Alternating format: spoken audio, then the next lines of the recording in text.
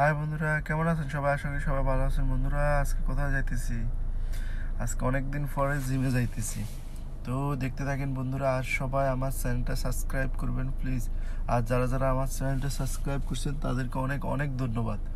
ওকে বন্ধুরা, দেখতে থাকেন। আজকে অনেকদিন পরে জিমে যাইতেছি, দেখা যাক লাস্ট পর্যন্ত দেখেন কি হয়। ওকে, এই যে চলে আসছি জিমে। এটা এটা হচ্ছে জিম। ওকে বন্ধুরা, দেখতে থাকেন সবাই।